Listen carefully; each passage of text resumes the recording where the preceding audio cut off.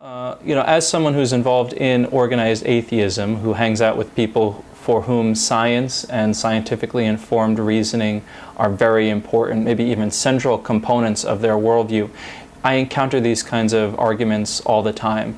I think about books like Elizabeth Fisher's Women's Creation. I think about books like Sex at Dawn, The Naked Ape by Desmond Morris. And the vast amount of work done in anthropology and evolutionary biology by so many thinkers.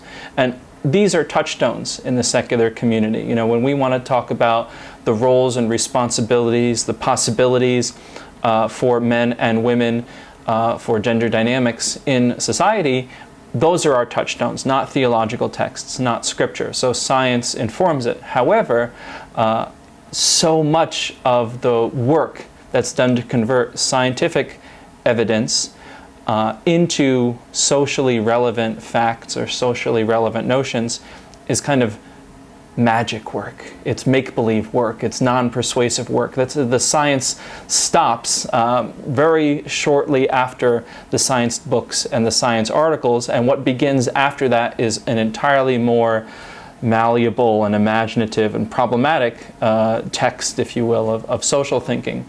So when I hear people talking about, well, men are this way and women are this way because of evolutionary biology, my red light radar goes off. I think, uh-oh, we're about to hear some just so stories.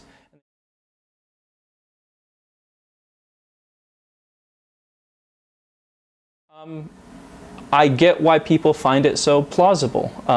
These kinds of evidence-informed models, this kind of evidence-informed thinking seems to correlate so neatly with our preconceptions that we've inherited culturally about gender roles and gender dynamics that we're really prepared in those cases to say, yeah, heck yeah, I think about things in a scientific way. But that's where we especially need to be cautious, because it's exactly when our preconceptions might be confirmed that we have to be on guard against that tendency. It turns out that the state of knowledge in evolutionary biology and the anthropology of sex and the psychology of sex is nothing like as neatly defined, as well understood, and thoroughly integrated as the people arguing about it on message boards and in popular books and even in bars and social settings would like you to think. It's fun to talk about, it's important to think about, and the data that's out there is really fascinating. But the state of the art, the state of the science in the field of science and the field of sex, gender, reproduction, and evolutionary psychology is just not a finished project yet.